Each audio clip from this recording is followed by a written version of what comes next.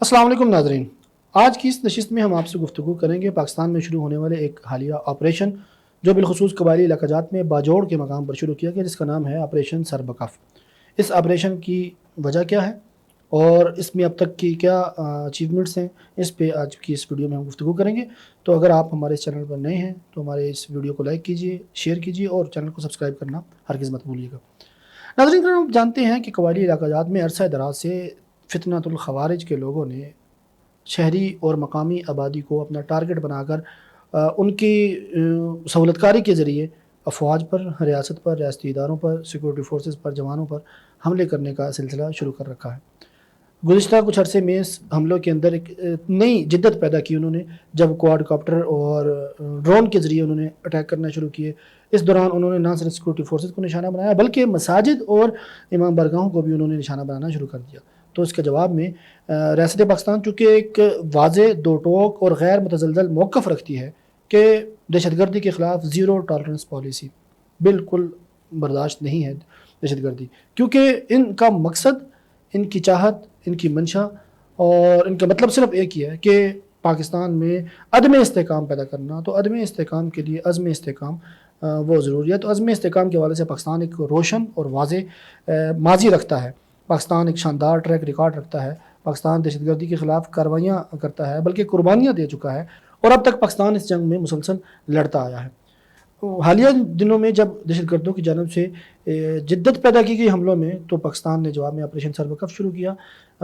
باجوڑ کی تحصیل ماموند کے علاقے سے ایک بڑی خطرناک قسم کی ایک ویڈیو سامنے آئی، جس میں دیکھا کہ دہشت گرد شہری آبادی کے اندر گھس کے وہاں پہ لوگوں کے گھروں کو ڈھال بنا کر، لوگوں کو ایون کے ڈھال بنا کر وہ سیکورٹی فورسز کے اوپر حملہ کر رہے ہیں۔ ایک بزرگ خواتین ان کو روکنے کے لیے آتی ہیں اور وہ ویڈیو میں صاف دیکھا جا سکتا ہے کہ فتنہ الخوارج کا وہ بندہ آتا ہے، دہشت گرد آتا ہے اور اس خاتون کو بے رحمی سے پیٹنا شروع کر دیتا ہے۔ ایک بزرگ خاتون تھی۔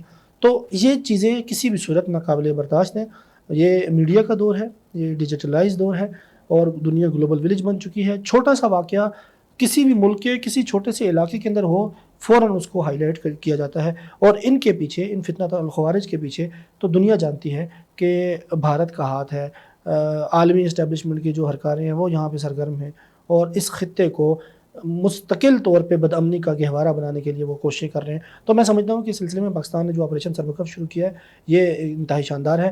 اب تک وہاں پہ 17 کے قریب دہشت گردوں کو ہلاک کیا جا چکا ہے، اور سب سے اچھی بات یہ ہے اس آپریشن کی کہ مقامی آبادی کی بھرپور حمایت اس آپریشن میں حکومت کو، سیکورٹی فورسز کو حاصل ہے۔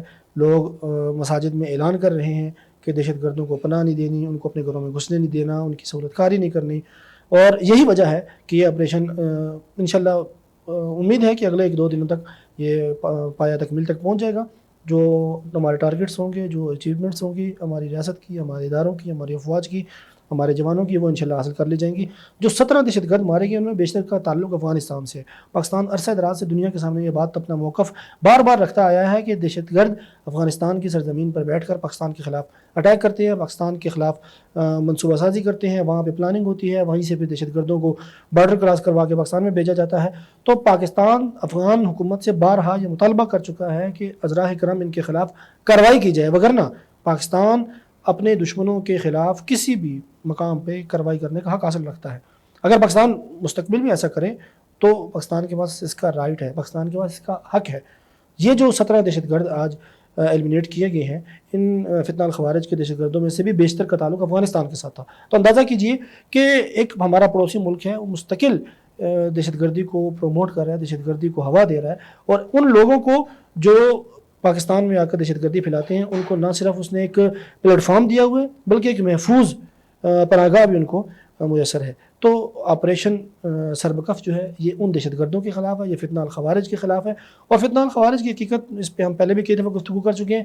اسلام کے ساتھ کوئی تعلق نہیں ہے، اسلام کا نام استعمال کرتے ہیں اور اپنے کفر کو اسلام بتاتے ہیں۔ ٹھیک ہے، یہ بات ہمیشہ ذہن میں رکھیں کہ اسلام میں کہیں بھی عبادت گاہوں پر حملہ کرنے کی کبھی بھی اجازت نہیں دی گئی۔ رسول اللہ صلی اللہ علیہ وسلم کا زمانہ مبارک اٹھا کے دیکھ لیجئے، صحابہ کرام کا زمانہ دیکھ لیجئے، خلفاء کا زمانہ دیکھ لیجئے، کسی بھی زمانے میں کسی بھی عبادت گاہ، صرف اسلام کی میں بات نہیں کر رہا، کسی اور مذہب کی بھی عبادت گاہوں پر حملہ کرنے کی قطعاً اسلام اجازت نہیں دیتا۔ تو یہ لوگ جو اسلام کا نام استعمال کر کے یہ حرکتیں کرتے ہیں، اسلام بدنام ہوتا ہے۔ ہمارا مذہب بدنام ہوتا ہے. تو اس لیے ان کا ریاست نے ان کو فتنہ الخوارج ڈکلیئر کیا علماء کرام کی فتاوی جات کی روشنی میں. اس لیے اس ویڈیو کے ذریعے میرا آپ سے بھی یہ پیغام ہے کہ جہاں ان کے سہولت کار نظر آئیں، جہاں یہ لوگ نظر آئیں، ان کا ہر طرح سے بائیکاٹ کیا جائے، ان کی ہر طرح سے تردید کی جائے، ان کا ہر طرح سے رد کیا جائے.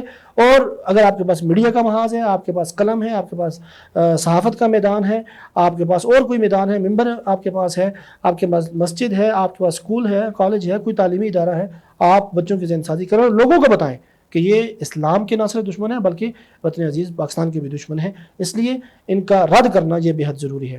میری اس ویڈیو کے آخر میں اللہ رب العزت سے دعا ہے کہ ہمارے اس آپریشن میں حصہ لینے والے جوانوں کی اللہ پاک حفاظت فرمائے.